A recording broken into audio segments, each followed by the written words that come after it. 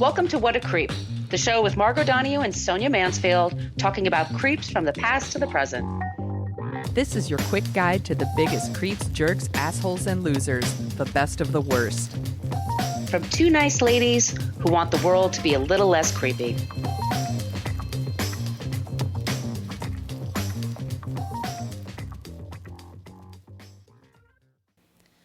Welcome back to What a Creep. This is Margot Donahue, and my cohort in creepitude, as always, is the amazing Sonia Mansfield. Hey, Sonia. Hello, my friend. Hello, my friend. We are the podcast that talks about creeps from the past to the present. I'm going to guess today's is a present-day creep because I have no idea what Sonia's going to be talking about, even though she said what it was going to be. It'll be a mystery for some of us. You're welcome. You're welcome. And now your ads will be nothing but these two companies. You're welcome. You can follow us on Facebook. We have a basic Facebook page, but that's where people go to complain about our language. We use salty language in this program, so if your kids are in the car, throw them out. Yeah, fucking deal with it. Drop and roll. You'll be okay. We are much more interactive in our private Facebook group. So you just type in What a Creep podcast group and ask to join. And we literally just talk about pop culture news, creeps and non-creeps and things like that. We're on Twitter for the present moment at CreepPod because somebody had What a Creep on Twitter for over 10 years and never used it. Creep. We're at What a Creep Podcast on Instagram, Threads, and we also have a groovy, old-timey email, whatacreeppodcast@gmail.com. And if you would like some stickers, send us your address, and we will send them to you wherever you are on the planet of Earth. True story. True story. Sonia, do you want to tell them about the website? Yes, you can go to whatacreeppodcast.com, and it's everything you wanted to know about our show, but we're afraid to ask. There are links to all of our past episodes, and in each of those posts are show notes. We source everything we do. You can go in there and do a deeper dive on any of our creeps. We pay for our news. We like to give people credit for they do the dirty work.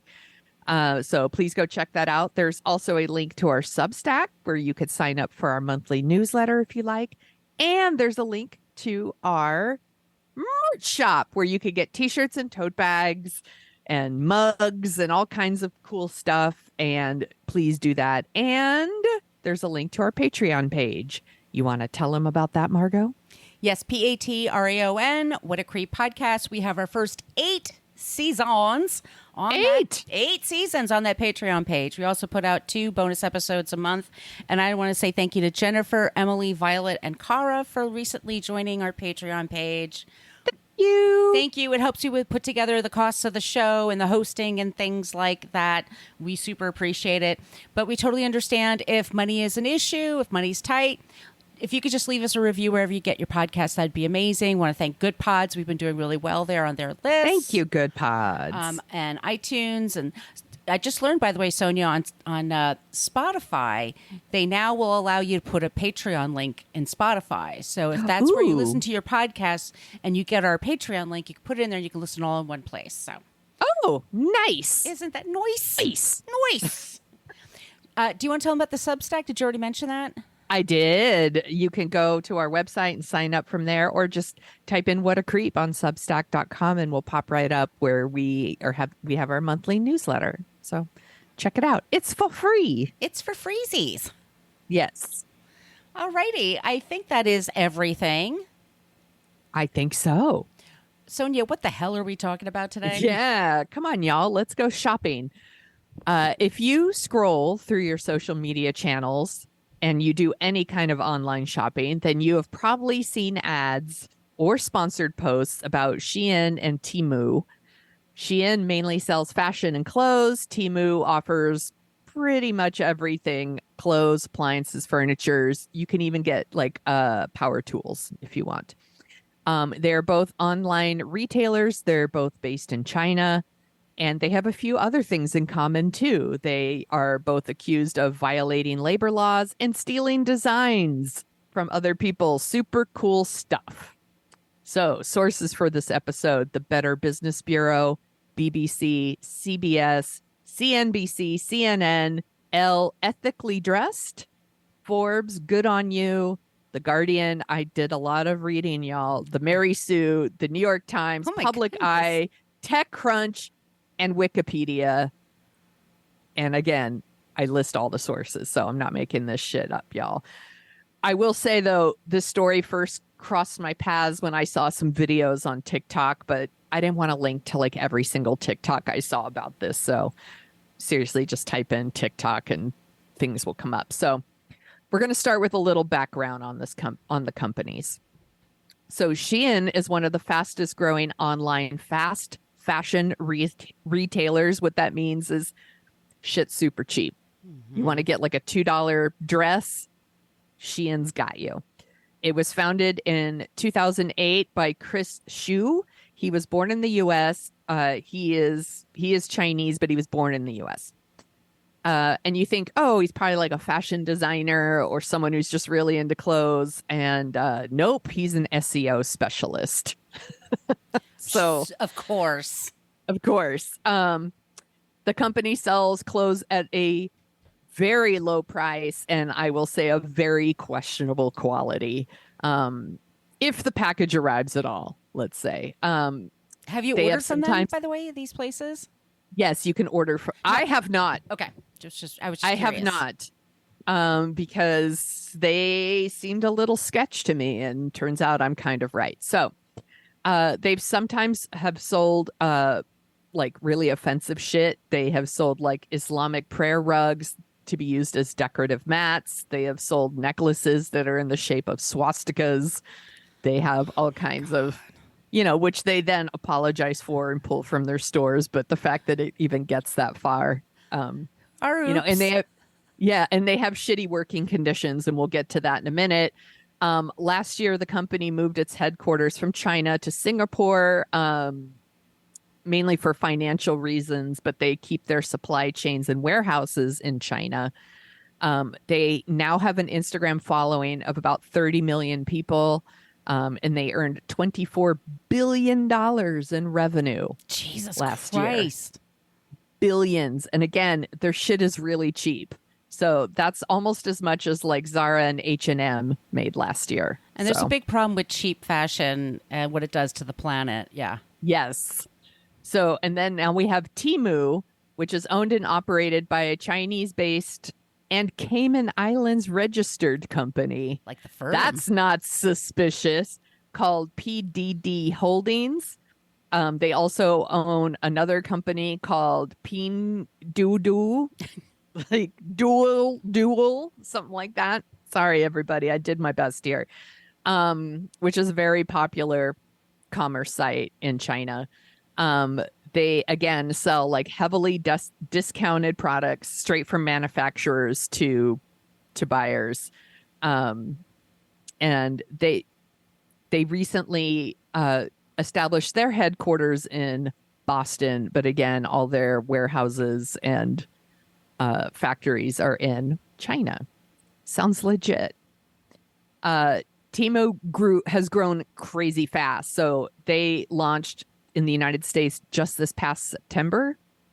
They did a Super Bowl ad in February, and then they launched in Canada in March. They went to Australia, New Zealand, and then the following month it was France, Germany, Ireland, Italy, Netherlands. They are the second most downloaded app in the Apple Store. Jesus, I had no idea.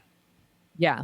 So you can check out Temu on the Better Business Bureau website, and it's filled with complaints from customers who have either A, never received their orders, received damaged goods, or mysterious charges started popping up on their credit cards after they started shopping with them. So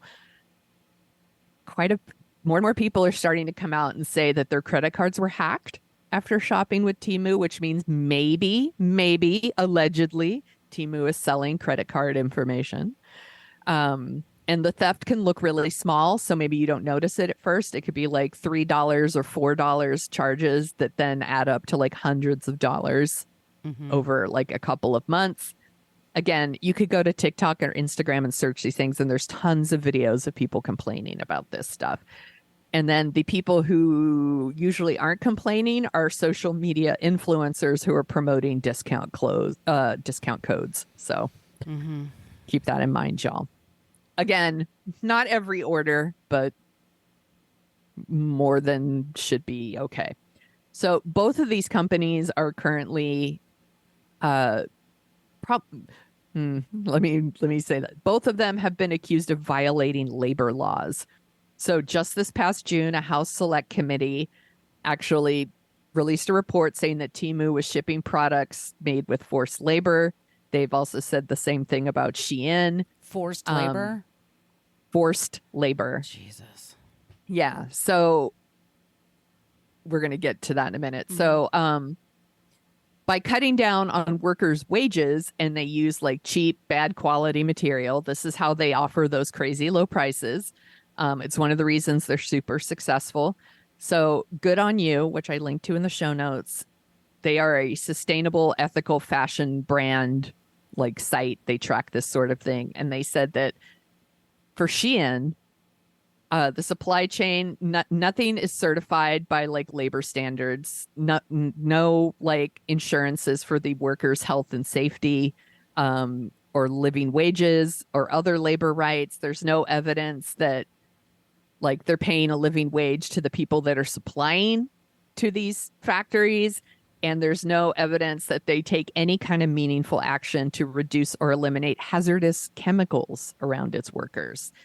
At one point, people were getting, this was again all over social media, people were getting like packages from Shein, and there were like notes in the packages that were asking people to like help them, like to share these things with media to get the word out that the working conditions are so shitty. There's a documentary called Untold Inside the Shein Machine, and it revealed that the average worker makes $879 a year. A year. Oh, what century are we in? Yeah, they work 18 hours a day, and they get penalized like 2/3 of their wages if they make a mistake on a garment. Oh my gosh. It's pretty fucked up, y'all. On top of that, like they're working like 6 days a week. The documentary also noted that some of the workers are like going out and like washing their hair like in between, like on their lunch breaks, because of all the toxic chemicals that are in the plant, in the factory, to like get it out of their hair. And like it's awful. Another group called Public Eye, again linked in the show notes, they are based in Switzerland. They visited 17 factories in 6 cities in China, and they also confirmed the long hours, the 6-day work weeks, no overtime. These people are not paid overtime. And this is going to be very upsetting because we did an episode on this very thing. They didn't see a single emergency exit for people. Oh, for God's so they're sakes. packed in there and they're working. And if something's to go wrong, like a fire, there's no way for them to get out of there quickly. We talked about the Triangle Shirtwaist Fire in a past episode. Yeah. Yeah, it's not good, y'all. As for and then the accusations of forced labor. So in China, there's a region called Xinjiang. I'm trying really hard, y'all. I looked up all of these pronunciations. It's a region of China, and currently the Chinese Communist Party is like, they're committing genocide against these like Uyghur people in this area. And they are forcing them to work in the cotton fields in this area. And that cotton is being used in the Shein and Temu clothing. Oh, no. So they're guilty of this. This is a thing that is happening. The United States has tried to stop like the shipment of these kinds of products in here. And they passed an act called the like Uyghur Forced Labor Prevention Act that went into effect June 2022. And it bans anything made from cotton from that area. And anyone who imports into the United States has to prove that they didn't buy stuff from here. And U.S. Customs and Border Protection are enforcing this law. But Shein and Temu are getting around this by shipping things in like smaller packaging. They're doing it in shipments of $800 or less. So they are not getting inspected by these things because they are not over the limit. It's pretty sinister, y'all. It's like they're doing this on purpose to get out of inspections. So, and they're sending hundreds of thousands of packages, but they're all under the limit so that they don't have to be inspected and they don't have to like confirm that these rules, they don't have to follow these rules. Oh my God. Yeah. It's really, that's dark. Yeah. yeah, it's not worth it, y'all. Yeah. So this one is mainly about Shein here, but Shein actually, it's not uncommon for clothing brands to take inspiration from luxury brands. Like, you know, if you see something walking on a runway, like a lot of brands will make like a cheap knockoff version, you know, but they change it up a little bit, you know. Shein doesn't even fucking change shit. They fully like plagiarize and copy designs. They don't change anything, but they don't steal from big name brands. They scour the internet and they take it from like small brands, independent designers and artists. And they People take who that don't design. have a big legal team. Yes. Yes, exactly. So, and they do it with art and they do it with jewelry. And here's a few of the people. So Tina Menzel, her art has been stolen by Shein 6 times in the last year.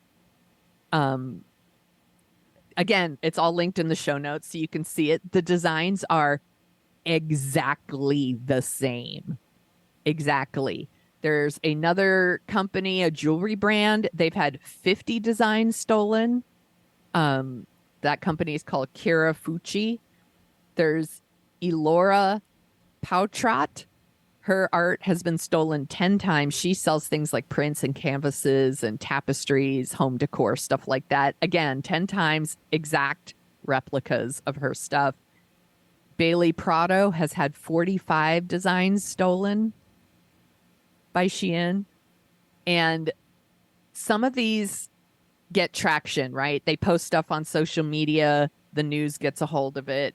And then Shein's like, oops, our bad, and like takes stuff down. But a lot of designers don't have that opportunity. They don't know who to call. They don't know who to pitch. They don't know like which reporter to go to or. Yes. Yeah. They're just trying to make a living.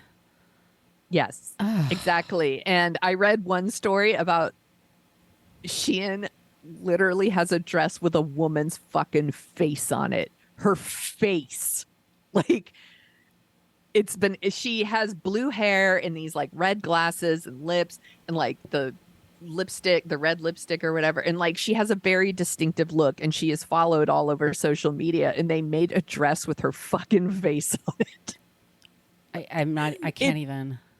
It is bonkers. So Shein has actually been hit with like the RICO Act, which if you're following our disgraced former president Donald Trump, he has also been hit with the RICO Act recently. It's so hot right now. And so Giuliani, right? Giuliani as well. Yes. So Shein's been hit with this act. They are being sued by some independent designers have actually come together to sue Shein. So that happened just in July. So that is still going to happen. Like that court case is going forward.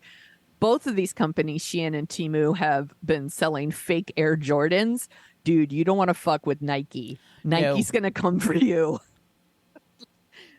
And Temu has also been like cloning independent designers like Amazon storefronts. So they have been accused of stealing and copyright infringement. So it's really fucked up. Like, just be careful where you're spending your money, y'all. Right. There's also some security risks. again, the thing with Shein and Temu and people's credit cards. There's also some concerns that there's malware in their apps and that they're taking people's data. Just be careful. This is the same thing they're saying about TikTok. So just be careful of what apps you're downloading. Just because it's in the Apple Store doesn't mean that it's legit. It's legit. So the reason I put these two companies together, because I had read a story about how they're currently suing each other. Ooh. So Shein is suing Temu, and Temu's like, fuck you, and filed their suit too. And I'm kind of the mind of, fuck it, let them fight. So last summer, Shein filed a lawsuit against Temu, and they alleged trademark and copyright infringement. And then Temu's like, fuck you. They filed one saying that unfair and unlawful competitive practices. So Temu is claiming that Shein is requiring all their manufacturers and supply chains to not deal with Temu, and this is seriously impacting Temu's production because they can't get their supplies to make their cheap ass shit. So they are both they're both bad mouthing each other on social. They're both paying influencers to talk shit about the other on social media. I think it's hilarious that both these companies are suing each other for the things that they have been accused of doing to other people for years. Both of these lawsuits are going to be in full swing this fall, basically. So I'll be very curious how it plays out. But I wanted to do this because I want our people to be careful where you're shopping. Do just a tiny, and I'm super guilty of this, by the way. We all are. I have legit ordered things and not really thought about where I was buying from. And I'm like, oh shit. I thought I was going to get something right away, and it never shows up, or it shows up 6 months later and it's super janky. Or just be careful where you're shopping. Do a little research. Even go to the Better Business Bureau website if you're not sure, and type it in, because they each have their complaints there. There's a bunch of, again, stolen credit card information, damaged packages, not the packages damaged, the product inside the packages damaged. A woman has talked about how she bought fake eyelashes from one of these companies and it infected her eyes. Oh, no. Because there's all kinds of stuff here. So it's just, there is this idea of you get what you pay for, and it's it's very low quality. And I understand fashion is very, what's hot 1 second, it's not, so you don't maybe want to spend a lot of money on stuff because it's going to be uncool, 2 months from now or something. But I think it's still important to support businesses who are doing the right thing if you can. So just be wary. That's why I picked these two. Right. So these are our creeps, Shein and Temu. Good job, Sonia. Thank you. It's also, part of the fast fashion is it creates this landfill issue that's just beyond. So there's people and my mother was guilty of this. She would buy one thing, she would buy 10 of it, 10 of the shirts, and she'd get them in every single color. And she had so many things that we obviously donated her stuff to the Goodwill. And then if you ever go to a Goodwill, they're just stacked to the ceiling. I mean, we just have so much. And especially when it's this cheap fabric that's flammable, toxic even. It's not. Yeah, they tell this all the time on Queer Eye for the Straight Guy. That's Tan's big thing is talking about that. But the human rights issues, for fuck's sakes. I mean, oh my god. The working. We don't want to support this. There was a huge movement in mainly the 90s, I want to say, about sweatshops, and we don't want to support companies. Gifford. Yes, we don't want to support companies that are doing this sort of thing. And these companies are doing this sort of thing.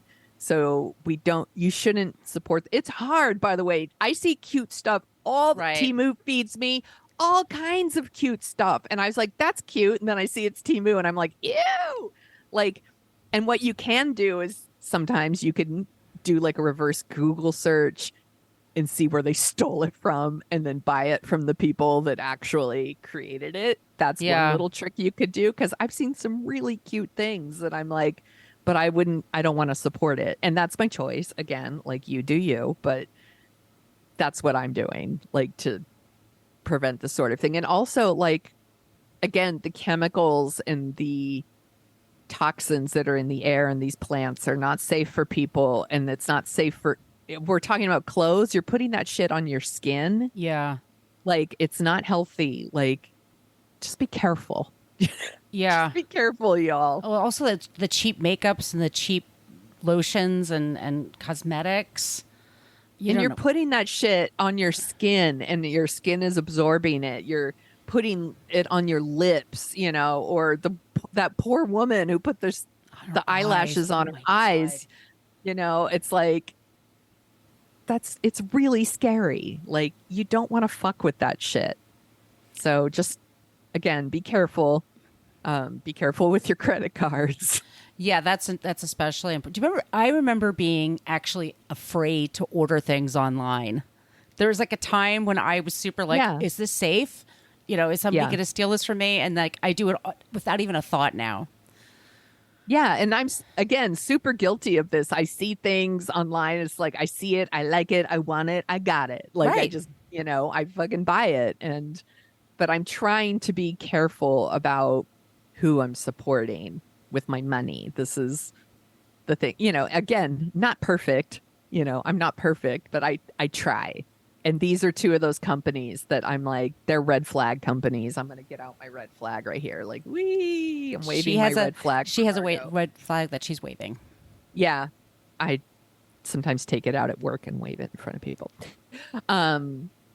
Because these are red flag companies. Well, speaking of red flags. Yes. All right. So we're going to pivot in that normally this is how we do the show. One of us has a creep and the other one comes up with a non-creep. Today, and I know a lot of you gave me suggestions in the Facebook group, and we totally appreciate it. Yes. And they're saved there. I'm going to go back to it. But this past week in our country, in Hawaii, which is the 50th state or the 49th or 50th state of our union. But, it's hours away from the West Coast. It's out in the middle of the Pacific Ocean.